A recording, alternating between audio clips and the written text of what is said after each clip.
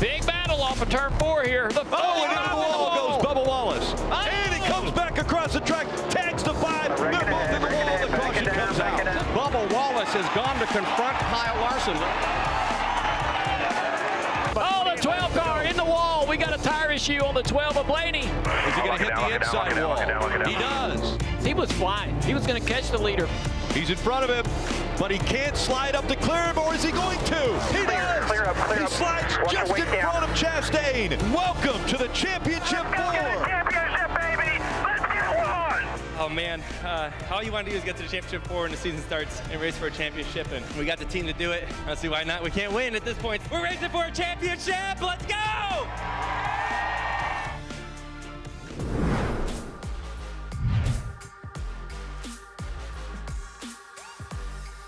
What's up, everybody? Welcome to another edition of NASCAR Inside the Race, the show that digs deeper into all the action you saw on Sunday. I'm Alan Cavana, joined by two of the best in the business. From the Motor Racing Network, we have Todd Gordon, and from NBC Sports, Steve Letarte. You just got back off a flight from Las Vegas. Great show out there. It was a great show, great race, and we've seen a lot of non-playoff winners in the playoffs, but there's something about the round of 8. It looked a little bit different, felt a little bit more intense, and at the end, it was playoff guys stacked up front. A great battle between Logano and Chastain. You know that feeling, winning in the round of 8, a 25% shot at a championship now for Joey Logano. Yeah, we talked about this earlier when you talked about Texas being the most important race. Yeah. I think this one is. And done it before with Joey. We did it at Martinsville back in 2018. It puts you in a position where you've got 3 weeks to prepare for Phoenix. Now, caveat there, they've still got the 12 car they've got to work on at Team Penske, so they'll be split between both, where 18 we're the only car left. Hey, listen, don't let him be too humble. When he did it in 2018, they went on and won the championship. So when he only talks about this win, he also won the most important one in a few more weeks. We got a lot of trophies represented here. Let's show you what's coming up on the show. On the box, the ticket is punched. Joey Logano gets the win, and he's headed to Phoenix. But it took a huge pit call to get it done. We will explain how a decision like that is made. Determined drives. Chase Briscoe comes from the back. Kyle Busch spun, had multiple issues, but both of those drivers ended up in the top 5. We'll explain how that happened for both those drivers. And come on, it is crunch time now, especially for drivers like Christopher Bell, like Ryan Blaney, other playoff drivers that had issues on Sunday. They all have a curious path going forward. We will explain it all. But we start at the top, just like we do every week. Joey Logano getting the victory, and it was a good day from the start. From the drop of the green flag, Joey Logano had a great car, but it takes more than that to get the win. Yeah, I mean, Joey Logano had the day you wanted to have. Even if it didn't go to victory lane, it was relatively stressless most of the day. Qualified well, ran up front. When we look at his day overall on the line graph, I mean, look, it starts up top. These little dips, don't worry too much about those. Those are pit stops, right? He's just up here, up here, up here. But then it can't be that easy, right, Todd? You're going to have a little issue, and it was pit stops. 2 times for the 22 car, they had issues on pit road. Yeah, definitely a situation there. You talked about stage points. Finished second and second. Great day. Pit stop there at 2:29. They had a missed hang, a left rear as you go through it. This is the final stage we're looking at. We zoomed in. Yeah, 10-4. As you look at him coming to pit road here, this pit stop, it's normal on the right side. You go around, it comes off the right side here at about 5 seconds. Come on back around, and from what Paul Wolf put out later, the missed hang on the left rear, there's a little bit of material that gets wedged on the wheel, and they actually have to drive the wheel on with a socket. Ends up with a 14.5-second pit stop. Oh, so that's good. So now we've had one bad pit stop. Now we're going to have a second. So as you pointed out, we're going to zoom in a little bit, right? So this is the bad pit stop Todd just pointed out. And then he gets all the way back to second. Joey doing everything he needs to do. But then we have that issue with the aluminum in the wheel. He has another pit stop where he goes back to the bottom. I mean, if one's not bad enough, we're going to have 2 bad pit stops in the closing stage of the race. And this ends up setting up what ends up being the final pit stop. Now, not everyone comes to pit road when this happens. Let's stop the video here. There's a decision to be made here by Paul Wolf. Come for tires or not. How does a decision like this get made? How does he know to do this? So there's 25 cars in the lead lap. There's going to be a split. What I mean by that is at some point somebody says tires are more important than track position. You have to decide where that is and who needs to make that. Now, if you're Joey Logano, you've had a great day. You know people are going to follow you. So he comes. Look right here. This is the key. No one in front of him. He's the first person to come to pit road, but Todd, it's never guaranteed what's going to happen behind you. The 20, I don't want to call it get lucky, but fortunate for sure they had so many takers behind him. Yeah, definitely. And not only the fact that only had like 3 cars stay out that were behind him, but nobody behind him took 2 tires. They'd only been 8 green flag laps on these tires. So in this situation, everybody stacks to pit road, puts 4 tires on it. They have a good pit stop, and somewhere in the 10-second range, come off pit road first. Well, that's the key, right? 2 tires, they still would have been buried. Todd brings up a great point because we saw success with 2 tires earlier, so it did, it did shock me a little. We didn't see some 2-tire stops there, but then first car on fresh tires, that puts you in position where you're a little nervous because you've lost some spots, but here you are, lap 245. He's Todd. 14th. The driver has to get the job done here. He's 14th. Here's the restart. Todd, you work with him. How good is Joey Logano on these restarts? Especially when something like this is on the line, he's great at it. Maintains great momentum here, gets a good run off the top, just working his way forward, following the 16 car, but both of them working the top here. What I like is that it's one thing to have a good turns 1 and 2, but he's going to chase it down here into 3 and 4. I love right there how he commits to the top. He's going to get in the gas real early, carry a ton of momentum. Now, look, I think he's going to get some more spots, but boom, yellow light comes on, caution. So now he has, look, great pit decision. Lost a few spots, as expected. You restart 14th. If you run a lap and you're still 14th, good day. Yeah. Never going to be a great day. Right. You're stuck in 14th. Right. That one lap changed the day because now we have a caution. We're going to line it up again. And then that next restart, Joey Logano, he made it happen once on the top. Now he's going to do it on the bottom. I think this is more impressive. Watch Reddick. Reddick takes him basically to the lawnmower. He's all the way down to the grass. Joey Logano doesn't lose momentum. There's so many times when you enter at the bottom shallow like that, you put wheel in it. He didn't overdrive the corner. The 8's still going to be to his outside, but look how he's chasing the 19 off. And then down in this next corner, he continues to move forward. Just an impressive drive. Sometimes it's a pit call, but in my mind, this is Joey Logano at its finest on 2 late restarts. Yeah, certain guys can elevate to the situation, and Joey Logano is that guy. I worked with him for 7 years. He can get it done when it's out there, when the crunch time comes, he finds another gear, and obviously showed it in these 2 restarts, put himself in a position. All he had to do at that point was chase down the 1 car, and he said it was just a matter of when I passed him, not if. So real quick on this win, we still have 2 more races, but we know Logano has moved forward. I don't know how to make this. So in years past, it was such an advantage because you could work on your race car. Where now with these race cars being assembled, in my mind, it's not quite as big of an advantage on the race car, but Todd, with the tools these teams have now, simulation, everything like that, if you were Paul Wolf, would you divvy a couple engineers to only focus on Phoenix? How does 2 weeks of preparation help them specifically in today's day and age? I'm going to take those 2 weeks and going to split my preparation between Phoenix and whatever race is coming up. And I'm going to go ahead and work through the simulator, work through simulation on things, because they get a 50-minute practice at Phoenix, something we haven't had most this year.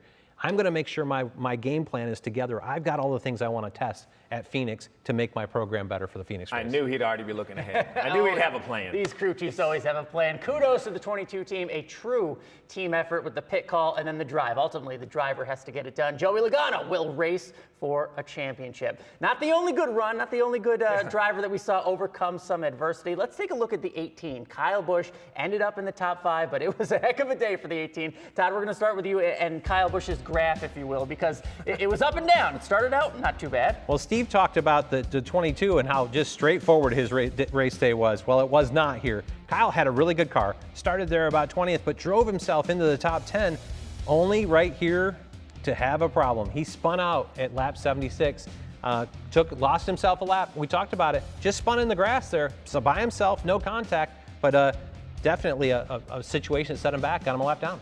Yeah, kind of surprising for Kyle Busch, to be quite honest. It reminds me a little bit of Kansas. Single car issue. At first, I thought maybe it'd be a right rear tire. There was a concern coming into this race. It wasn't. You see the tire blows right there all the way down on the apron. So the 18 spins by himself, loses all of his track position, actually goes a lap down. He's very fortunate because he takes the wave around in the next segment, gets a quick yellow with the 47. Now he's back on the lead lap, and that kind of starts this ascent. Look at this, ascending up the running order all the way up. So now he's inside the top 10 again. Now, I can't put this one on Kyle Busch. This one ends up on the pit crew. You see the drop in positions. It's because they leave pit road without the left front wheel attached. You're going to see it. He comes off. He's left. You see the smoke. You know he has an issue right away. And Todd, it's obvious there's not even a wheel nut on this. The only thing holding this tire on the race car is the fender itself. That's where the smoke is coming from. And eventually it comes off in the backstretch, which should be, in my mind, it's going to be a suspension for a couple pit crew members and probably a crew chief. Yeah, no, there's no doubt about that. That race tire is out on the racetrack. There's no question that's going to be a suspension this week. But really, when you look at this and come back, That's P26 down here. And not only P26, but starting at the tail end because he pitted multiple times. So he's got the lap down cars ahead of him. And what a phenomenal run he has on this first short run to get himself about 10 spots back to 16th. Kyle Busch doing Kyle Busch things. The graph shows us he has a fast race car. He makes up some spots there. Then we get him another restart. This is lap 251. We saw this restart earlier with Logano. This is Kyle Busch's view. Well, and you're going to see Joey Logano in this, the eventual race winner. He's up there to the left on the bottom making hay, but look at the 18 right here. This is where it can go bad. He's going to get squeezed. The 11's coming up. The 43's coming down. What's Kyle do? Stays in the throttle, turns left, takes that momentum into the corner, and I was unable to clear Denny Hamlin, but that clear track getting in allowed him to kind of attack the bottom. You see the race winner is right in front of him, right? So, I mean, that right there was as good as it can be. You have to ask yourself, if it wasn't for a couple engine failures, what would Kyle Busch be like in these playoffs? Because he blew up that engine at Darlington in position to win the race. And even through all of that, he was still in position at Bristol, a place you don't consider engines being an issue. So you're always going to look back and what if, but now that we know he's leaving Toyota, know he's leaving Joe Gibbs Racing, just how fired up he would have been to win a championship, I think would have been very, very high. I still believe, Todd, he is fired up. There's no chance he wants to leave Toyota without one more trophy. I think he's going to be a guy to beat in these next couple races. Another one of those guys that I believe elevates to the opportunity. And I agree with you wholeheartedly. He was in a situation, really, one more lap, he'd have been second to Joey, and it would have been a heck of a run if we had 5 more to go. Yeah. Kyle Busch and Joey Logano at Vegas. We've seen some stuff there before. Kyle Busch overcame a lot. Let's talk about another driver who overcame a lot. Chase Briscoe playoff driver, ends up with another top 5, but a different version of what we saw in Kyle Busch's adversity. Chase Briscoe was so slow at first. People were thinking it was an engine issue. That's how poorly he was performing early on in this race. So good news, bad news. You let me know what you want first. The good news is he recovered. The bad news is everything early in this race right here is really all their own fault. They start barely inside the top 20. They drop right away, and they barely move up. Don't look at these right here. This right here, those are blips on the radar when they come to pit road that makes them look like they actually gain some positions. They really never do. It's just a bad day. It's a bad day by a playoff car, but then it kind of all changes right here, Todd. Yeah, and definitely before that point, the Kyle Busch spin out actually did him a favor because at lap 76, he was about to lose the lucky dog position, and that would have buried him a lap down. When Kyle spun, he got the lucky dog, worked his way forward, but these guys had a great pit stop here.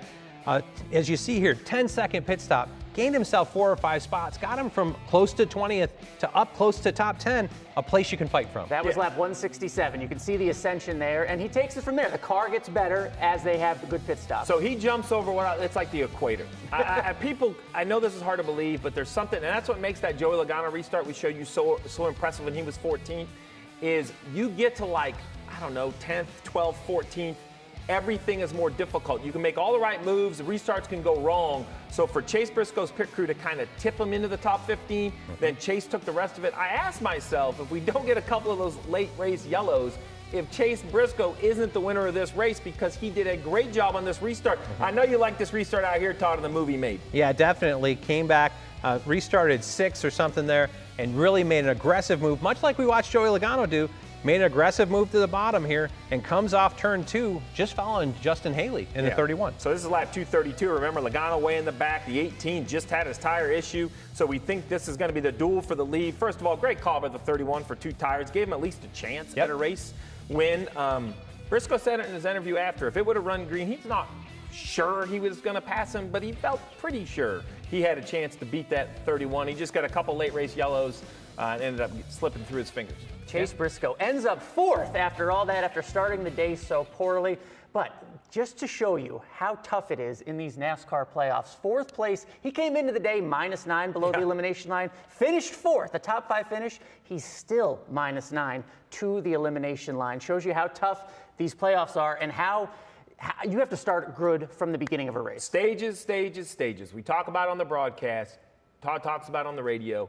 You cannot miss stages. They've done a lot to racing, a lot to strategy. But what we see in the playoffs, unless you win in advance, there are at least 20 points available in those first 2 stages. I mean, you mentioned it. He finished in the top 5. He wasn't in the top 5 of points earned. Chase Briscoe had a good recovery, Top 10s in the last 4 races, but Todd, top 10s I don't believe are going to get you to Phoenix. We got to find some more points. And it shows you in the points. A third of the points are given mid-race in stage 1 and stage 2. That's a third of the points for the day. You can't give those up and battle with these guys to really, you may be playing for 1 points position for the Final Four. The right side of the screen, the most important, William Byron, Briscoe, Blaney, and Bell all on the wrong side of the elimination line, but... Hey, so what story do you want to talk about? Joey Logano, he's smiling in the picture. He should be smiling. He's got the checkered flag. Ross Chastain, he's smiling. Same thing. This guy right here, he's not smiling.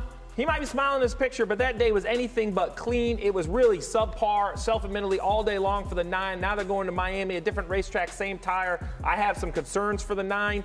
On the right side, is it fair to say, Todd, I can make an argument for all 4 of those could be Miami winners? I feel that way. You look at Christopher Bell, I think a guy that can get up there on the wall. Ryan Blaney's had a ton of speed. He's just got to execute the whole race. William Byron's won there. And really, the last guy on the left here. Oh, yeah. I'm not sure that that's not a favorite, one of the favorites going into this place. I love it. And you don't want to give that guy some momentum. No. I mean, it's been an up and down rocky year. You don't want that 11 to, it's one thing to advance. And I'm thinking he will. He's in my championship 4 pick. But don't let him advance standing like he does, pounding his chest, standing on the door top, because that's what it would take. You take a guy like Denny, who has a lot going on with team ownership and everything like that, and you give him like a 2-week window. Yeah. I think he can erase everything else around him, and for 2 weeks, you are going to get his absolute focus. You don't want to see that fired up with a couple weeks left. Give me a quick thought on Homestead. First time Next Gen will be there. What is a crew chief, a driver worried about at Homestead? I love this place because it's one of those racetracks that the tire fall off is so big. You won't run fuel runs. You'll split things in half. You'll short pit guys to make track position. You'll be on the bottom to start with. You'll be stuck on a wall once we get into the tire run. I think a great racetrack, a phenomenal racetrack to me. Progressive banking, you run all over it. Options, I hear. Well, options, but here's the point. Everybody's going to talk about the top and who's good at the top, but you're going to have to get off the top to win the race. Because if everybody is trained around the top, 2 seconds apart, how are you going to go by them? You can't just run into the guy. So you have to have a car. I'm not saying you're going to go to the white line, but you have to have a car that can enter at the top, or maybe with this new diffuser, just 3 or 4 feet. If you can run 3 or 4 feet lower than the car in front of you, you're still getting the air to the nose of your car. More importantly, to that underbody, you can get in the gas. It's going to be interesting because it is totally different than Las Vegas. It is so low grip. And another part that's going to be a caveat for these guys, they had a 2-day test for all the organizations at Homestead. That everybody's been there to work on their packages. The Penske guys credited some of their speed to that test. We'll see what everybody comes back with now that they've actually got data from there. I love it. The table is set for Homestead Miami Speedway this weekend. Make sure you watch the Dixie Vodka 400 Sunday, 2:30 p.m. Eastern on NBC. It's going to be a great race. The second race of the round of 8. Another great show for Todd Gordon, for Steve Letarte. I'm Alan Cavana. This has been NASCAR Inside the Race. We'll see you next week. This year, see more. The full field of in-car cameras.